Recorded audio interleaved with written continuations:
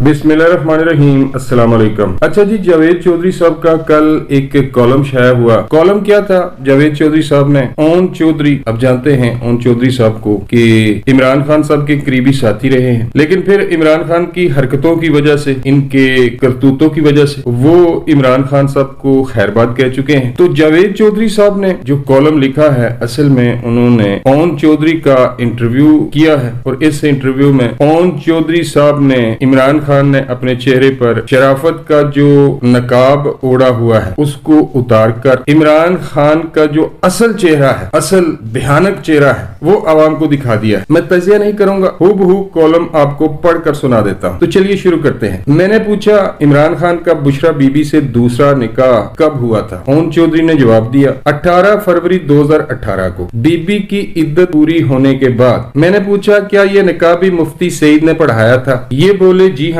और इसकी तस्वीर हमने 18 फरवरी को नशर की थी। मैंने पूछा लेकिन निकाह नामा कब तैयार हुआ था? ये बोले 1 जनवरी 2018 को, और इस पर बीबी के दस्तखत और अंगूठे का निशान दोनों थे। मैंने पूछा क्या आप ये तस्दीक करते हैं कि ये निकाह इद्दत के दौरान हुआ था और आप इसके गवाह थे? ये बोले जी हाँ, ये दुरुस्त है, मैं और जुल्फी बुखारी दोनों इसके गवाह हैं। मैंने पूछा क्या मुफ्ती सईद को इल्म था कि ये इद्दत में किसी खातून का निकाह पढ़वा रहे हैं? ये बोले मैं इस बारे में कुछ नहीं कह सकता, आप ये सवाल मुफ्ती सईद से पूछे। मैंने पूछा बुशरा बीबी बनी गाला कैसे पहुंची? जावेद चौधरी साहब सवाल कर रहे हैं। ये मुस्कुराकर बोले ये हमारे कायद की बेगम थी। ये एक छोटे से बक्से के साथ, संदूक को आप कह सकते हैं कि पंजाबी में बक्सा कहा जाता है, एक छोटे से बक्से के साथ बनी गाला आई और दिनों में इन्होंने बनी गाला पर कब्जा कर लिया। पुराने मुलाजमीन एक एक करके फारिग कर दिए। आपने तोशा खाना से मुतल्लिक एक ऑडियो सुनी होगी, बीबी ने इनाम खान को भी बनी गाला से फारिग कर दिया। ये सरकारी घर में रहता था, इससे एक दिन में सरकारी घर भी खाली करवा लिया गया। जहांगीर तरीन और मैं इनकी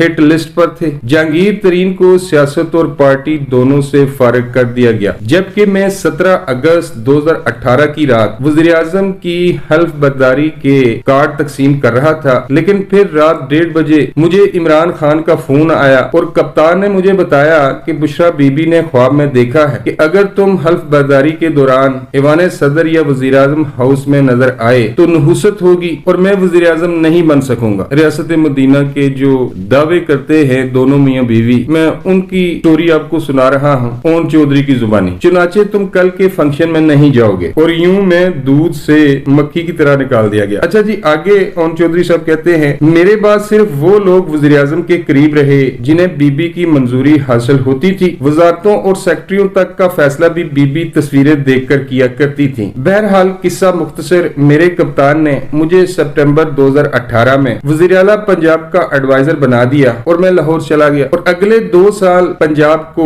उस्मान बुज़दार के हाथों तबाह होता देखता रहा। उस्मान बुज़दार बेवकूफ भी था, ना तजर्बाकार भी था और करप्ट भी था। हम तो साल से आपको कह रहे थे कि एक इंतहाई करप्ट बंदे को इन्होंने पंजाब की 14 करोड़ आवाम पे मुसल्लत कर दिया, और फिर दोनों बीबियां मिलकर पंजाब को लूटती रहीं। आगे चलते हैं। मेरे सामने अफसर पैसे देकर कमिश्नर लगते थे, लाहौर के डीसी और आरपीओ तक रकम देते थे और पोस्टिंग लेते थे। मैं गवाह हूँ, ताहिर खुर्शीद सरकारी अफसरों से कलेक्शन करता था, और ये रकम कहाँ कहाँ जाती थी मैं आपको नहीं बता सकता। ओ भाई, इतना सब कुछ बता दिया है तो ये भी बताओ कि रकम भाई कहाँ जाती थी? बुशरा बीबी के बच्चे भी दिनों में अरबपति हो गए। आप इनके असासे निकाल कर देख लें, आपको सारी कहानी समझ आ जाएगी। आगे चलते हैं जनाब। मैंने पूछा क्या एक मीडिया टाइकॉन से इमरान खान की मुलाकात आपने अरेंज कराई थी? ये बोले जी हाँ, मैंने भी इसमें किरदार अदा किया था। इमरान खान 2018 के धरने के दौरान इससे नाराज हो गए थे। इलेक्शन जीतने के बाद ये खान से सुलह करना चाहते थे। हम लोग हुकूमत में आने से पहले उम्रे पर सऊदी अरब गए थे। बुशरा बीबी, जुल्फी बुखारी, अलीम खान और उनकी बेगम भी हमारे साथ थी। मैंने हदूद हरम में इनकी और इमरान खान की मुलाकात कराई। दोनों ने गिले शिकवे करके अपने दिल साफ कर दिए। इमरान खान ने इन्हें दिल से माफ कर दिया, इन्हें गले भी लगाया, लेकिन फिर इमरान खान ने इसको गिरफ्तार करवा दिया और उठाकर जेल में फेंक दिया। मैं ये खबर सुनकर हैरान रह गया, क्योंकि इमरान खान ने हदूद हरम में बैठकर ये ऐलान किया था कि मेरे दिल में आपके खिलाफ कोई शिकवा मौजूद नहीं है और हम आज से दोनों भाई भाई हैं। मैंने पूछा क्या इस गिरफ्तारी में एस्टेब्लिशमेंट का भी कोई किरदार था? ये हंसकर बोले, मैं खुद इस वक्त जेरे इताब था, लिहाजा मैं यकीन के साथ कुछ नहीं कह सकता। ताहम ये सच है कि एस्टेब्लिशमेंट ने इसको हिरासत के दौरान रियायतें दी थी और इन पर इमरान खान ने एस्टेब्लिशमेंट से शिकवा भी किया था। मैंने पूछा, ये गिरफ्तारी किसके मशवरे पर हुई थी? ये बोले, मेरी इतलात के मुताबिक ये गिरफ्तारी भी बुशरा बीबी की हदायत या ख्वाब पर हुई थी। ये बीबी से मुतल्लिक खबरें नशर किया करते थे, लिहाजा सजा मिली। मैंने इनसे पूछा, आपने इमरान खान को उस्मान बुजदार की हरकतों और करप्शन के बारे में इतला क्यों नहीं दी थी? ये बोले, मैं पूरी रिपोर्ट लेकर इमरान खान के पास गया था, लेकिन इस रिपोर्ट के बाद मुझे वजीर आला के स्पेशल कोऑर्डिनेटर की पोजीशन से हटा दिया गया और यूं मैं और अलीम खान दोनों फारिग हो गए। मैंने इनसे पूछा, क्या ये सच है 13 जुलाई 2018 को जब मियां नवाज शरीफ मरियम नवाज के साथ लाहौर एयरपोर्ट पर उतरे थे तो इन्हें आपने गिरफ्तार करवाया था? ओन चौधरी ये सवाल सुनकर खामोश हो गए। मैंने दोबारा पूछा, ये बोले, मैं इस पर बात नहीं करना चाहता। मैंने तीसरी दफा जोर देकर पूछा तो ये आहिस्ता आवाज में बोले, हाँ ये दुरुस्त है। ठीक है जी, आगे चलते हैं। मियां नवाज शरीफ और मरियम नवाज को मेरे कहने पर लाहौर एयरपोर्ट से गिरफ्तार किया गया था। मैंने पूछा, क्यों? ये बोले, 25 जुलाई 2018 को जनरल इलेक्शन थे, बेगम कलसूम नवाज भी अलील थी और मियां नवाज शरीफ और मरियम नवाज के खिलाफ 6 जुलाई को अदालती फैसला भी आ चुका था। लिहाजा हमारा ख्याल था नवाज शरीफ इलेक्शन से पहले वापस नहीं आएंगे, लेकिन नवाज शरीफ ने 13 जुलाई को वतन वापसी का ऐलान कर दिया। इमरान खान घबरा गए। इन्होंने मुझे बुलाकर कहा,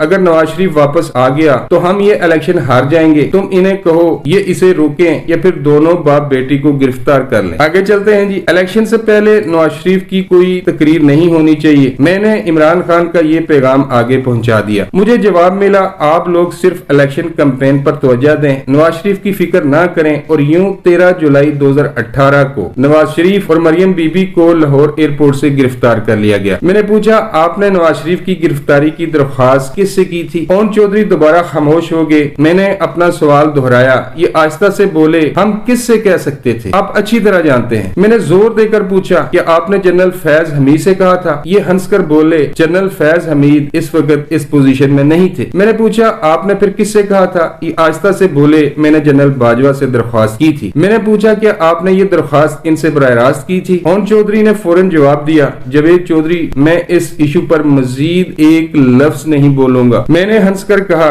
ओके कोई बात नहीं, मैं इस तफसील से पूरी तरह वाकिफ हूँ। मैंने इनसे पूछा, क्या इमरान खान का जनरल बाजवा से 2017 से पहले राब्ता हुआ था? ये बोले, जी हाँ ये दुरुस्त है, हम 2017 के शुरू में पहली बार जनरल बाजवा से मिले थे। मैंने पूछा, क्या लेफ्टिनेंट जनरल, आगे उन्होंने खाली जगह छोड़ी है, ने ये राब्ता करवाया था? ये देर तक मेरी तरफ देखते रहे और फिर मुस्कुराकर बोले, मेरा ख्याल है मुर्शद आपको होना चाहिए। ये नाम सिर्फ 4 लोगों को पता था और मुझे यकीन है इन चारों में से किसी ने आपको नहीं बताया होगा। आपको कैसे पता चला? मैंने कहका लगाकर जवाब दिया, ये मुझे मेरे मोक्कल ने बताया था। ये भी खुलकर हंसे और फिर निहायत संजीदगी से जवाब दिया, मैं आपको ये कंफर्म नहीं कर सकता। अच्छा जी, आगे चलते हैं। मैंने पूछा, एस्टेब्लिशमेंट के साथ आप लोगों की मुलाकातें कहाँ हुई थी? ये बोले, इमरान खान की आर्मी चीफ से मुलाकातें जनरल बाजवा के ससुर major general retired Ejaz Amjad के घर होती थी, जबकि दूसरे लेवल की मुलाकातें इस्लामाबाद में अलीम खान के घर होती थी। अलीम खान का घर हमारे कब्जे में था, वो लोग उधर से वहाँ आ जाते थे और हम इधर से वहाँ चले जाते थे। मैंने पूछा, इन मुलाकातों का एजेंडा क्या होता था? ये हंसकर बोले,